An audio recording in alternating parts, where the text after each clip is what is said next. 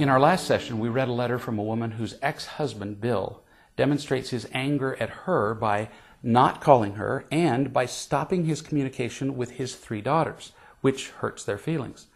I helped her see that Bill's just reacting to a lifetime of emptiness and fear.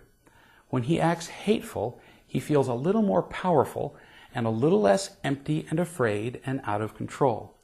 Now, back to the writer of the letter. So, what can you do when Bill acts like this? Your first question was about what you could say to your girls. You're in a position here where most people see only 2 options. First, you could say nothing. You pat the girls on the head and say, "I'm sorry this is happening, but I don't understand it either." If you do this, you're following the people who say stuff like, if you can't say something nice, don't say anything at all. By not saying anything negative about Bill, you're being nice. And many people say that's an important thing to do when children feel torn between 2 parents in a divorce. Or, second, you could give in to your impulse to get him back. That's a powerful temptation, isn't it? After all, he is being ugly and spiteful and hurtful to his own daughters. So, if you are ugly about him, you'd just be giving him what he deserves, right?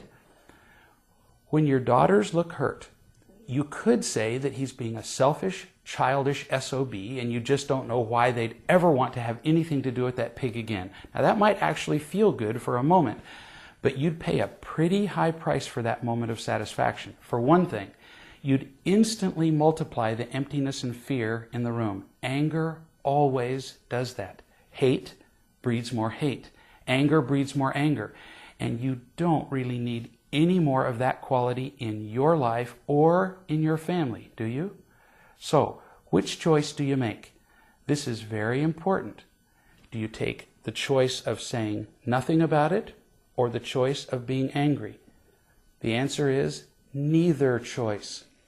Or maybe you could make a compromise between the 2 choices, something in the middle. No, still useless.